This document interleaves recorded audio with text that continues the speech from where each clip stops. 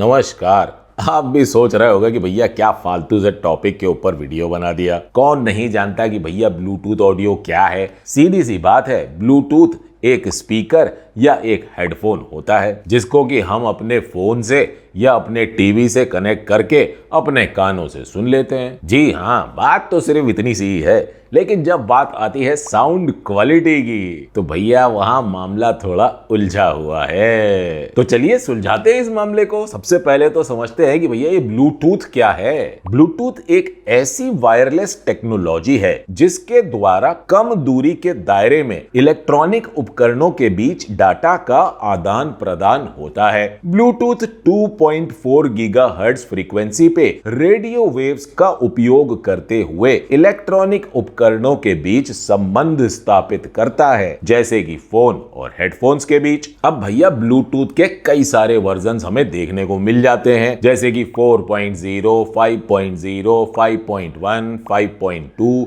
5.3। तो जितना बड़ा नंबर उतना ही लेटेस्ट वर्जन। जब भी एक ब्लूटूथ का वर्जन अपडेट आता है तो वहां पे कई सारी चीजों में सुधार किए जाते हैं, जैसे कि डाटा ट्रांसफर स्पीड से जुड़े सुधार, पावर की क्षमता से जुड़े सुधार और अधिक रेंज को कवर करने से जुड़े सुधार। जनरली ब्लूटूथ की कवरेज रेंज लगभग 10 मीटर तक होती है, लेकिन ब्लूटूथ के क्लास और वर्जन पे भी बहुत कुछ निर्भर करता है। जैसे कि क्लास 1 डिवाइस जो होंगी उनकी रेंज 100 मीटर तक भी हो सकती है। ये तो हुआ कि भैया ब्लूटूथ क्या होता है। अब बात करते हैं ब्लूटूथ ऑडियो के बारे में। ब्लूटूथ ऑडियो से तात्पर्य हुआ कि जहां दो डिवाइस के बीच ऑडियो सिग्नल्स का आदान प्रदान किया जा सके, और ये आदान प्रदान होता है कॉम्प्रेशन और डीकॉम्प्रेशन के जरिए। तो अब मैं आपको उदाहरण देके समझाता हूं। तो अब मान लेते हैं कि हमारे पास एक फोन है जिस पे हमने ब्लूटूथ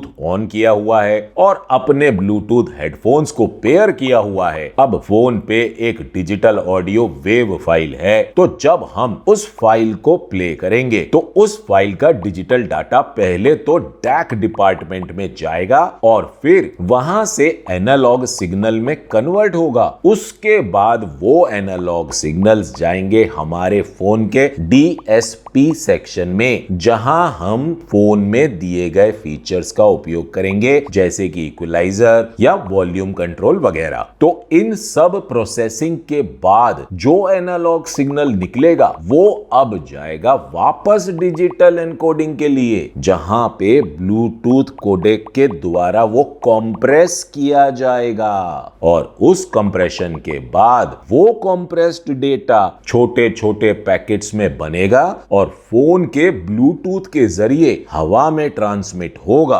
उसके बाद हमारा पेयर्ड ब्लूटूथ हेडफोन उस कंप्रेस्ड ऑडियो डेटा पैकेट्स को रिसीव करेगा और उन कंप्रेस्ड ऑडियो डेटा पैकेट्स को डीकॉम्प्रेस करेगा।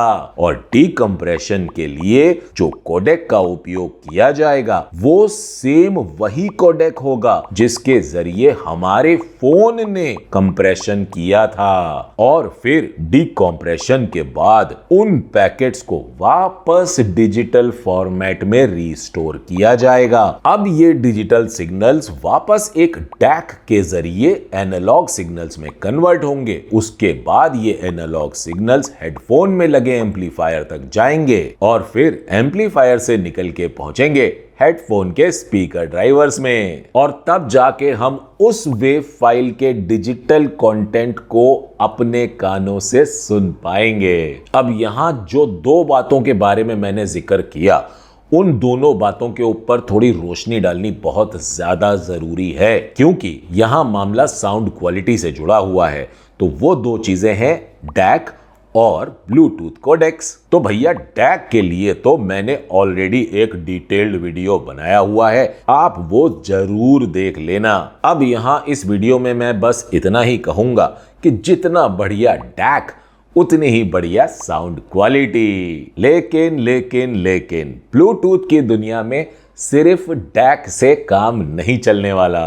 ब्लूटूथ की दुनिया में साउंड क्वालिटी के लिए सबसे ज्यादा जिम्मेदार चीज है कोडेक्स, जिनके द्वारा सिग्नल्स को कंप्रेस या डीकंप्रेस किया गया था। तो चलिए अब बात करते हैं कोडेक्स के बारे में। अब कंप्रेशन और डीकंप्रेशन के लिए कई सारे कोडेक्स का उपयोग होता है, जैसे कि SBC, AAC, aptX, aptX HD, LDAC। अब इनमें से हर एक कोडेक ऑडियो क्वालिटी के लिए अपनी अलग तरह से जिम्मेदारी निभाता है। जैसे कि SBC यानी सब बैंड कोडेक, ब्लूटूथ ऑडियो से जुड़ी हर डिवाइस में SBC का होना अनिवार्य है। तो सस्ती से सस्ती साउंड डिवाइस हो या महंगी से महंगी साउंड डिवाइस, SBC कोडेक हर एक ब्लूटूथ साउंड डिवाइस में हमें देखने को मिल जाएगा। अब इन सभी कोडेक्स में बिट रेट का सबसे बड़ा योगदान होता है। तो जो ये SBC कोडेक है, ये बहुत ही बेसिक कोडेक है, जो कि 192 से लेके 320 kbps तक के बिट रेट को ही सपोर्ट कर पाता है। अब इससे बेहतर कोडेक जो है वो है AAC कोडेक। AAC कोडेक हमें एप्पल डिवाइसेस में देखने को आसानी से मिल सकता है और ये कई एंड्रॉइड डिवाइसेस को भी सपोर्ट करता है। यहाँ हमें क्वालिटी थोड़ी बेहतर मिलती है और AAC भी 192 से लेके 320 kbps तक का बिटरेट सपोर्ट करता है। अब इससे बेहतर जो कोडेक है वो है aptX कोडेक। aptX कोडेक काफी सारी मिड रेंज हेडफोन्स और स्पीकर सिस्टम्स में देखने को मिल जाता है और aptX कोडेक CD ऑडियो जैसी क्वालिटी देता है, वो भी लो लेटेंसी के साथ। तो गेमिंग और ऑडियो वीडियो के सिंक के लिए लेटेंसी जितनी कम होती है, मामला उतना ही बढ़िया रहता है। aptX कोडेक में हमें 352 kbps का स्टैंडर्ड बिट रेट देखने को मिल जाता है। चलो भैया, अब यहां तक जिन कोडेक के बारे में मैंने बात की वो तो थे बेसिक कोडेक्स, जो कि बेसिक और मिड रेंज ऑडियो डिवाइसेस में देखने को मिल जाते हैं। अब बात करता हूं साउंड क्वालिटी की दुनिया में आने वाले बेस्ट कोडेक्स की। तो अब aptX से बेहतर कोडेक है aptX HD, जिसको कि डिजाइन किया गया है हाई रिजोल्यूशन ऑडियो स्ट्रीमिंग के हिसाब से। यहाँ हमें काफी अच्छी साउंड क्वालिटी मिल सकती है, क्योंकि यहाँ 576 kbps तक का बिट रेट देखने को मिल जाता है और aptX HD ऑपरेट करता है 24 बिट्स अप टू 48 किलोहर्ट्ज। अब ब्लूटूथ की दुनिया में सबसे ज्यादा हाई एंड साउंड क्वालिटी के लिए जिम्मेदार कोडेक है LDAC, जिसको कि सोनी ब्रांड ने बनाया है। ये कोडेक सोनी के प्रोडक्ट्स में हमें देखने को आसानी से मिल सकता है। यहाँ हमें 990 kbps तक का बिट रेट मिल जाता है, लेकिन समस्या ये है कि ये कोडेक काफी लिमिटेड है और high and Bluetooth audio devices में देखने को मिलता है। वैसे कई मिड रेंज फोन्स में इसका सपोर्ट हमें मिल जाता है, लेकिन यदि बात करूं LDAC सपोर्टेड हेडफोन्स या स्पीकर्स की, तो वो सभी काफी महंगी रेंज में आते हैं। फिर एक है SSC कोडेक, यानी सैमसंग स्केलेबल कोडेक। ये कोडेक हमें सैमसंग की डिवाइसेस में देखने को मिल सकता है।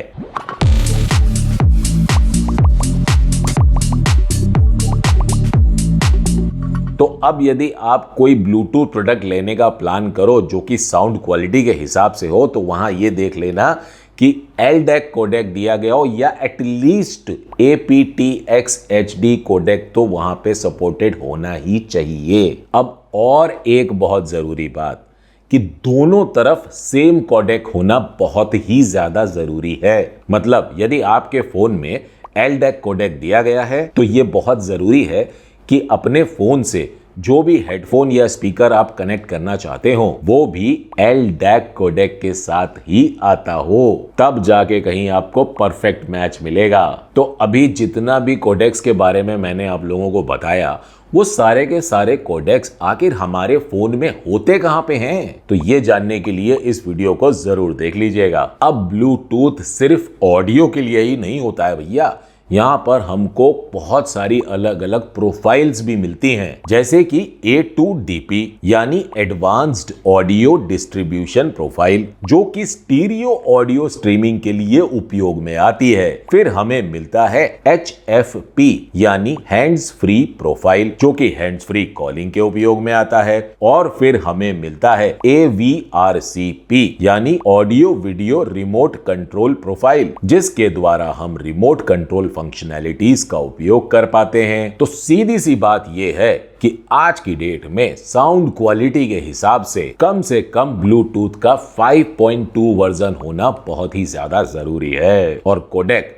एटलीस्ट aptX HD तो होना ही चाहिए। अब एक बात और, यदि बेस्ट साउंड क्वालिटी चाहिए तो वायरलेस डिवाइसेस को पूरी तरह से अवॉइड करें और वायर्ड डिवाइसेस की तरफ अपना फोकस बनाए रखें। तो भविष्य में एक वीडियो में और बना दूंगा जहां पर वायरलेस और वायर्ड टेक्नोलॉजीज के बीच में क्या फर्क है उसको डिटेल में समझा दूंगा। और हाँ, आपने ध्यान दिया कि पूरे वीडियो में मैंने ईयरफोन्स शब्द का बिल्कुल भी उपयोग नहीं किया। आपको पता है कि मैंने ऐसा क्यों किया? क्योंकि ईयरफोन्स का अधिक उपयोग करने से हमारे कानों को नुकसान पहुंच सकता है। ये बात ब्लूटूथ से जुड़ी नहीं है, लेकिन ईयरफोन्स चाहे वायरलेस हो या वायर्ड हो, किसी भी तरह के ईयरफोन्स को अवॉइड करें। और मेरी सलाह यही होगी कि चाहे आप ब्लूटूथ या वायर्ड कुछ भी यूज करना चाहें, हेडफोन्स का उपयोग करें। और यदि ईयरफोन्स का उपयोग करना चाहते हैं तो 1 घंटे लगातार उपयोग के बाद ईयरफोन्स अपने कानों से निकाल के साइड में रख दें। अब सलाह है ये मेरी, इस सलाह को आप सलाह की तरह लीजिएगा। आप ही के कान हैं और पैसे भी आप ही के हैं, आप जो चाहें करना वो आप कर सकते हैं। अब यदि आप लोगों को मेरा ये वीडियो पसंद आ गया हो तो भैया नीचे जो लाइक का बटन लगा है उसे ज़रूर से ज़रूर दबा दीजिएगा। और यदि आप लोगों ने मेरे चैनल को अभी तक सब्सक्राइब ना किया हो तो उसे भी सब्सक्राइब कर लीजिएगा। फिलहाल मैं आप लोग से आज्ञा लेना चाहूँगा। आप लोगों का बहुत बहुत धन्यवाद।